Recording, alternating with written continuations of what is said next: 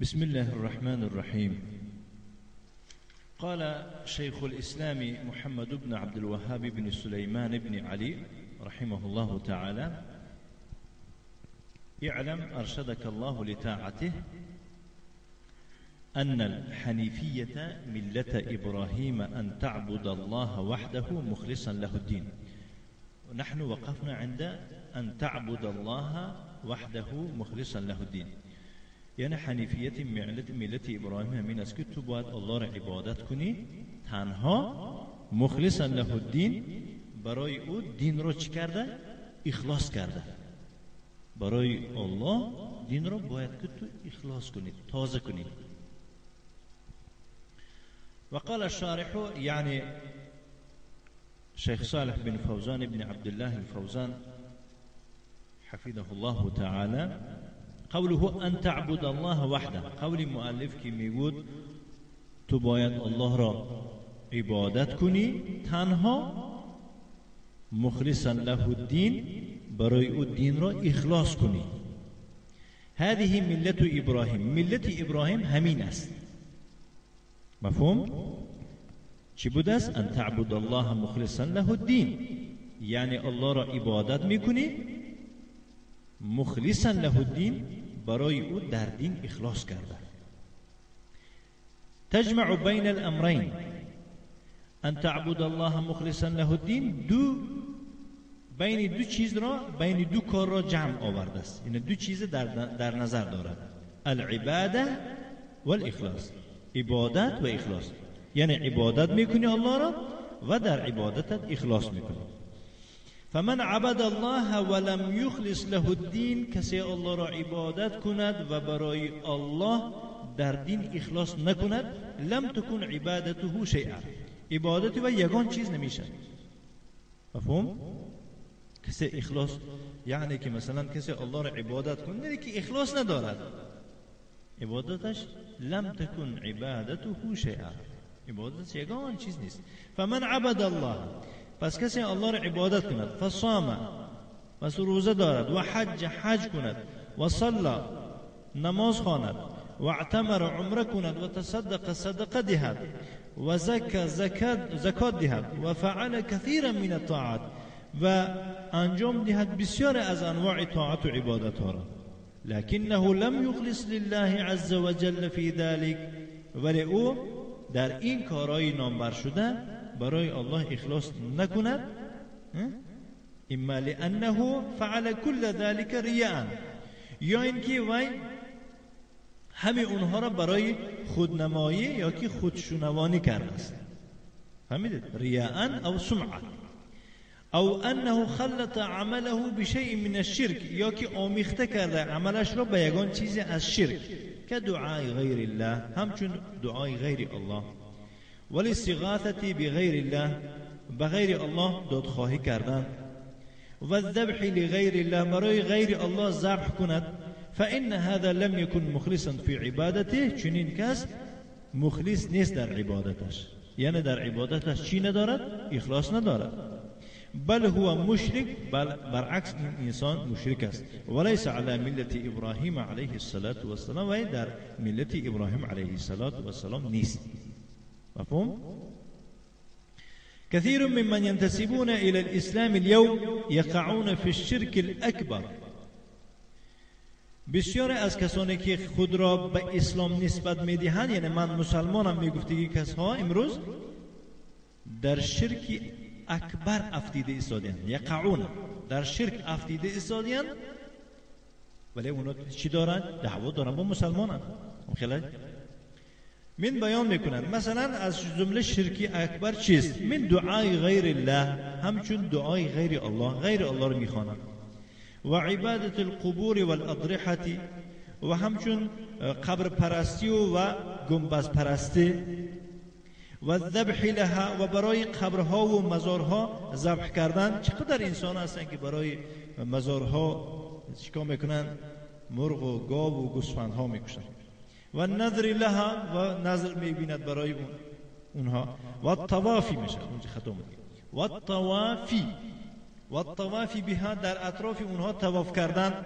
من در این گوشستان مثلا وقتی که مرده رو میمیرانن بگورونن میشن، وقتی که مرده رو که دفن کردن بعد در اطراف همون قبر 7 بار طواف میکنن. یا که در بعضی مزارها هستن که 7 مرتبه طواف میکنن، طوری که در گرد کعبه 7 مرتبه چیکار میکنن؟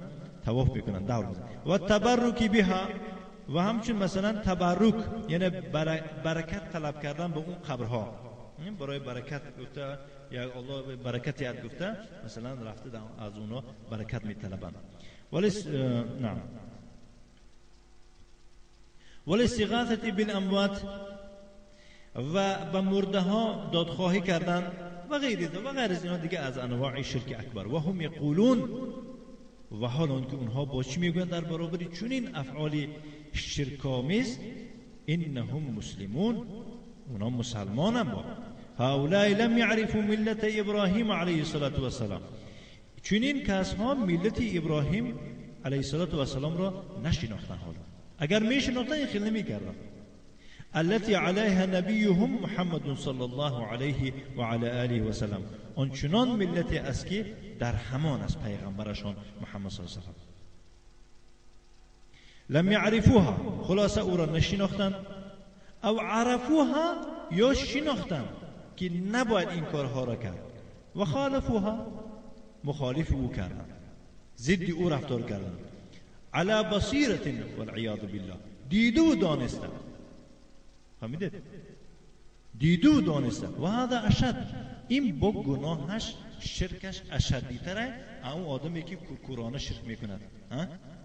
این اشد است. فملة ابراهیم لا تقبل الشرك بأي وجه من الوجوه، ملت ابراهیم شرک را به کدام راه از راه ها که نباشد شرک قبول نمی کند. فهمیدید؟ کدام طرزی که نباشد، کدام راهی که نباشد در همون راه شرک باشد، ملت ابراهیم قبولش نمی کند. نباید که تو آدمی که تو طرفدار و در ملت ابراهیم علیه السلام هستی، نباید که تو شرک کنی. و من خلط عمله بشرک فلیس علی ملت ابراهیم، پس کسی که آمیخته کند عمل خود را به شرک، کدام شرکی که نباشد، وی در ملت ابراهیم علیه السلام نیست. و این کان ینتسب الیها، گرچنده که خود را به ملت ابراهیم نسبت دهد. و یزعم انه مسلم، و گمان کند که وی مسلمان است. فالواجب ان تعرف ملت ابراهیم، واجب است بر تو ای بنده، ای مسلمان، ملت ابراهیم را شناسی. و ان تعمل بها، و به همون ملت ابراهیم یا که طبق همون ملت تو عمل بکنی. و ان تلتزمها، و باید که تو اون ملت را به خود لازم گیری، از او کنده و جدا نشوی. لازم گرفتن اون ملت چی است؟ بأن تعبد الله مخلصا له الدین، به این طرز است که تو الله را عبادت میکنی و برای او در دین اخلاص میکنی. لا يكون في عبادتك شيء من الشرك الاصغر او الاكبر، نباید که در عبادت تو چی باشد؟ یگان چیز از شرک میده یا که شرک بزرگ. یگان نوع شرک میده باشد و خواب شرک بزرگ در عبادت تو نباید باشه. اما وقت مثلا منصوب به همون ملت ابراهیم هستید. هذه ملت ابراهیم علیه السلام، انا همین است ملت ابراهیم الحنیفیه. ملت ابراهیمی که او چی است؟ حنیفیه. مراد از حنیفیه چی است؟ میگوید که التي اعرضت عن الشرك بالکلیه، همون است که اعرضت میشه. آن ملتی که روی میگرداند از شرک بالکلیه، به تمامی، یعنی که از تمام انواع شرک روی میگرداند. و اقبلت علی التوحید، و روی می آورد به توحید بکلیت، یا به تمام وجود، به تمام کلیتش، یعنی که مثلا به توحید روی می آورد. ان تعبد الله مخلصا له الدین، الله را عبادت باید بکنی و برای او در دین اخلاص بکنی. مفهوم؟ و بذلك امر الله جميع الناس وخلقهم لها، و به ان همین الله جمیع مردم را امر کرده است. و خلقهم لها، و به خاطر همان شده الله سبحانه و تعالی مردم را چیکار کرد؟ آفرید. وقال الشارح قوله وبذلك أمر الله وبهمون أمر كدس الله أي الإشارة ترجع إلى قوله أن تعبد الله مخلصا له الدين. إن إشارة برمیگردد به قول مؤلف گفت يعني الله را عبادت میکنی برای او در دین اخلاص میکنی، يعني وبعبادة الله مخلصا له الدين أمر الله جميع الخلق، يعني بعبادت کردن الله برای او در دین اخلاص کرده الله جمیع مخلوق ها را امر کرد. امر الله جمیع الناس عربهم و عجمهم ابیضهم و اسودهم. الله سبحانه و تعالی جمیع مردم را، خواه عرب باشن و خواه عجم باشن غیر عرب، خواه سفید پوست باشن و خواه سیاه پوست، کل الناس تمام مردم را امر کرده است من بنی آدم الى آخر بشر، از فرزند آدم تا آخری بشر که در دنیا هست، کلهم همه آشان را الله سبحانه و تعالی امرهم امرشون کرده است بعبادته، به عبادت خودش، مع الاخلاص فی العباده، با رعایت کردن اخلاص را در عبادت. قال تعالی الله تعالی فرمود یا ایها الناس ای مردم اعبدوا ربکم پروردگارتون را عبادت کنید، الذی خلقکم ذاتی که شما را آفرید، والذین من قبلکم و کسانی را که قبل از شما بودن، لعلکم تتقون شاید که شما تقوا بکنید. یعنی راه تقوا همین است، پروردگار عبادت کنید. الذی جعل لكم الارض فراشا ای بساطا و مهدا و قرارا، آن ذاتی که برای شما زمین را همچون کورپه، همچون گلیم، همچون قرارگاه قرار داد. و السماء بناء و آسمان را آفرید همچون بناء، یعنی سقف، شفت. و انزل من السماء ماء و از بالا، یعنی از آسمان از بالا فرود آورد باران را. فاخرج به من الثمرات رزقا لكم و به طفیل اون باران از انواع میوه ها برای شما همچون روزی برآورد. فلا تجعلوا لله اندادا ای امثالا اشباها تشركون مع الله فیهم، یعنی شما برای الله قرار ندید همتایان، همین خیلی همتایانه که شما با همراهی الله اونها رو چیکار میکنید؟ یعنی که عبادت میکنید، اونها رو به الله شریک میارید. و انتم تعلمون و حالانکه شما میدانید ان الانداد لا یملکون لكم ضرا ولا نفعا، میشه معناش نه که حالانکه شما میدونید که اون همتایان و اون بت‌های شما برای شما نه فایده آور و نه ضرر آورن. فهمیدید خودتون؟ یعنی که این توحید شما توحید ربوبیت میدونه گفتید، این مشرکا را گفتید.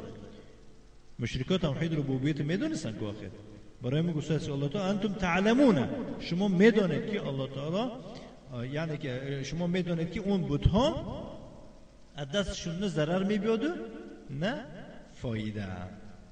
انه لا ند له، شما میدونید که او همتا ندارد، لا ند له ولا شبیه له، مانند ندارد، ولا نظیر له، مثل ندارد، ولا کفء له، همتا ندارد. اینا همش به معنای همتا میشه متوجه. فهذا نهی عن الشرک، این نهی است از شرک، این بازداشتن است از چی؟ از شرک.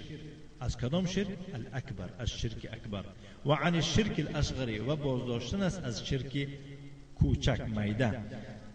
امر الله بذلك جميع الناس من اولهم الى آخرهم، به این امر کرده است الله سبحانه و تعالی جمیع مردم را از اولی مردم سر کرده تا آخر. قوله، قول مؤلف که و خلقهم لها، الله سبحانه و تعالی اون بندگان را، مخلوقات را به خاطر همون عبادت آفرید، ای لعبادته وحده لا شریک له سبحانه، برای عبادت خودش تنها شریک ندارد، سبحانه پاک است.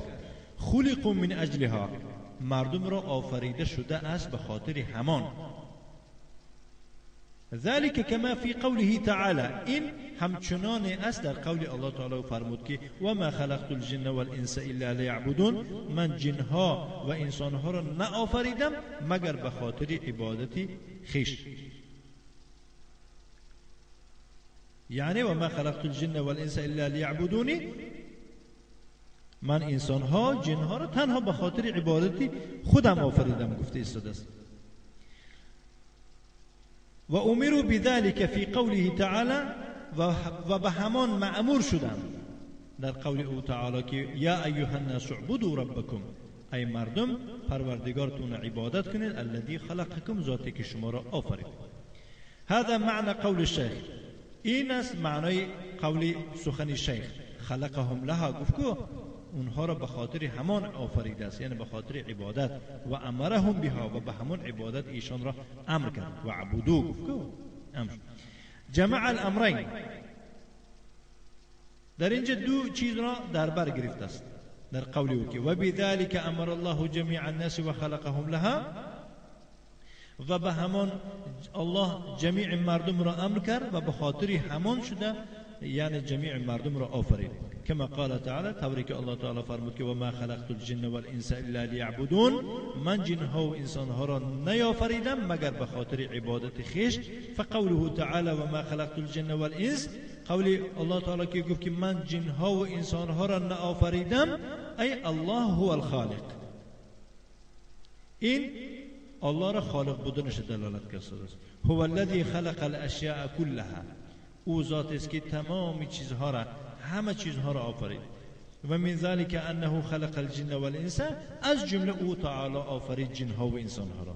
و اعطاهم العقول، و به ایشان عقل عطا کرد، ایشان عقل داد.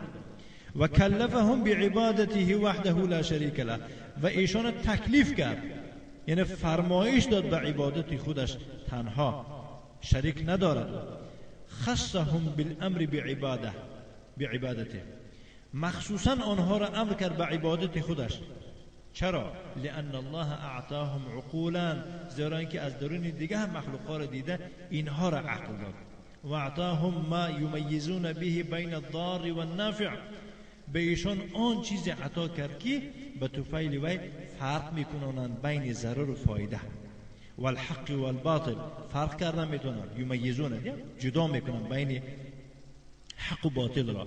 و خلق الاشیاء كلها لمصالحهم و منافعهم، و دیگه چیزها را، همه اون دیگه چیزها را الله سبحانه و تعالی آفرید خاص برای فایده اونها و منفعت اونها.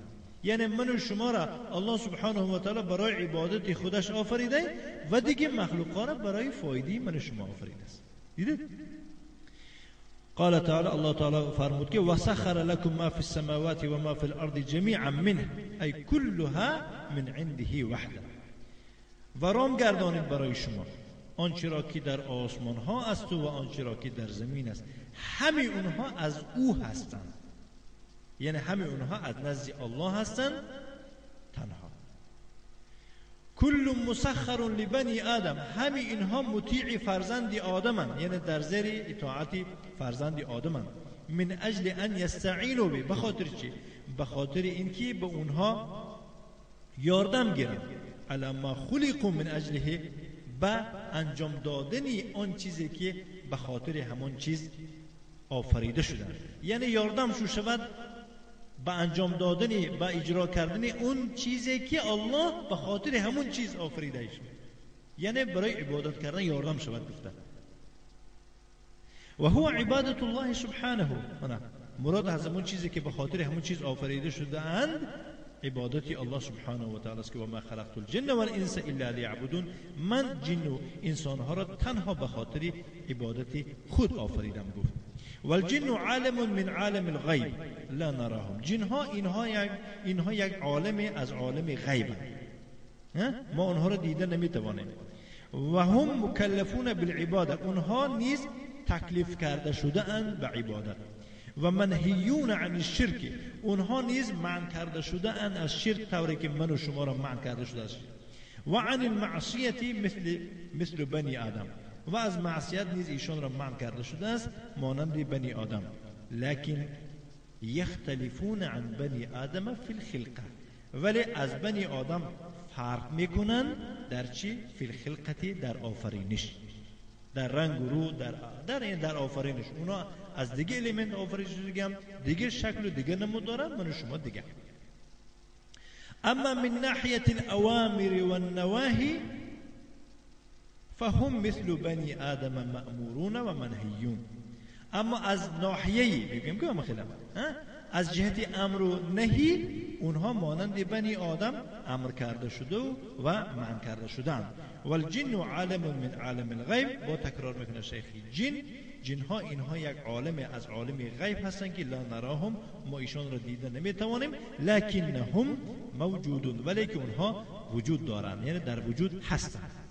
والانس هم بنو آدم. انس گفته اونها بنی آدم در نظر داره، یعنی فرزندان آدم انس میگویند. برای چی انس؟ سمو بالانس، ایشان را انس نامیده شد، انس، لان بعضهم یأنس ببعض، زیرا بعضیشان با بعضی یکدیگر به یکدیگر چی میگیرن؟ انس میگیرن. دیدن زمانا تیز شناس میشن به یکدیگر. هم خیلی است. یجتمعون و یتآلفون، جمع میشوند به یکدیگر و الفت میگیرن. والجن سمو جنا من الاجتنان، جنها را جن نامیده شد. جن را یعنی که از اجتنان گرفته شده است و هو الاختفاء، و پنهان شدن. و منه الجنین، از همین اصل گرفتن جنین را در بطن، یعنی که کودکی که در بطن مادر است که و عرب ها جنین میگویند. برای چی وی جنین میگویند؟ کودک در بطن مادرش، لانه مختفن، و هم از چشم پوشیده است. هر چی که از چشم پوشیده او چی میگویند؟ مجتنن. مختفن پنهان است. اختفا، بله. و جنه اللیل میگویند، شب او را پوشید. اذا ستره، وقتی که شب او را چیکار کند؟ پوشد. والمجن گفته سپر میگویند، سپر است که در جنگ میگیرن، شیت میگویند در زبان روسی. والمجن ما یتخذ للوقایه به فی الحرب، و میجن آن چیزی است که او را میگیرن برای خاطر به او نگه داشتن خود را در جنگ. از چی؟ من السهام، از تیرها و غیرها، و از دیگر چیزها، دیگر نیزه و سیخ. فهو یستر حامله، همون میجن هم بردارنده خودش چیکار میکنه؟ یعنی صاحب خودش میپوشاند. برای ما میجنش میگفتیم، میجن. فالاجتنان والجنان، خلاصه اجتنان و جنان میگو هو الشیء الخفی المستتر، و یک چیزی پوشیده پرده پوش است. فالجن مستترون عنا لا نراهم. جن ها هم چی بودین؟ جن ها یعنی که از ما پوشیده شده اند که ما اونها را دیده نمیتوانیم. و هم عالم موجود من انکرهم فهو کافر. اونها یک عالمی هستند که در وجود دارند، در وجود هستند. کسی اونها را بدون اونها را منکر شود دیگر کافر میشن، نعوذ بالله. لانه مکذب لله و رسوله، زیرا که الله پیغمبری او را دروغگو گفته ایستاده است. ولی اجماع المسلمین، و برای خاطر متفق بودن مسلمانان در بودن جنها. فقط بین الله عز وجل انه لم يخلق الجن والانس الا لعبادته لا لشيء آخر. بتحقیق الله سبحانه و تعالی بیان کرده است که او جنها و انسانها را تنها به خاطر عبادت خودش آفریده است، نه برای یک چیز دیگر. فهو لم يخلقهم لاجل ان ينفعوه او يضروه. الله اونها را نه آفریده است به خاطر اون که به الله یگون فایده دهند یا که ضرر رسونند، او یعتز بهم، یا که به اونها فخر کنند از خواری و ذلیل که الله خوار شده باشد اونها قطع فخر و عزیز شود، نه. او یتکثر بهم، یا که ما بسیار شدیم گفته به اونها فخر کند، من قلتم، از کمی، یعنی من یک تو خودم تنها بودم اینا را آفریدم که بسیار شویم، نه، محتاج اونها نیست. لانه غنی عن العالمین، زیرا که الله تعالی بی نیاز است از جهانیان، غنی یعنی بی محتاج است. و ما خلقهم لحاجت لهم، اونها را نه آفرید برای خاطر محتاج بودنش به اونها. ما خلقهم لاجل ان يرزقوه او يكتسبوا له الاموال، اونها را نه آفرید است به خاطر اینکه او را روزی دهند، الله را خورانند، یا که برای او مال و ملک جمع کنند. الله میفرماید که ما اريد منهم من رزق، ای ما اطلب منهم، ما از اونها طلب رزق و روزی ندارم که بری من و بری خودشون رزق روزی جمع کنند. و ما اريد ان يطعموني، و نمیخواهم که اونها مرا و دیگران را و دیگر مخلوقات را خورانند. ان الله هو الرزاق، الله هست او روزی دهنده. این صفت مبالغه است، از رزق گرفته شده، یعنی عطا کننده است. ذو القوة، یعنی الله تعالی صاحب قوتی کامل است. فهمیدید؟ همین خیلی مثلا ذو القوة یعنی صاحب القوة الكاملة المطلقة، تمام قوتی مطلقه صاحبش که او را یگون ضعیفی ماندشوی فرا نمیگیرد. ذو القوة صاحب قوت است. المتین شدید است، متین گفتن سخت میگن، الله سخت است. فالله ليس بحاجة إلى الخلق، خلاصه الله محتاج مخلوقان نیست.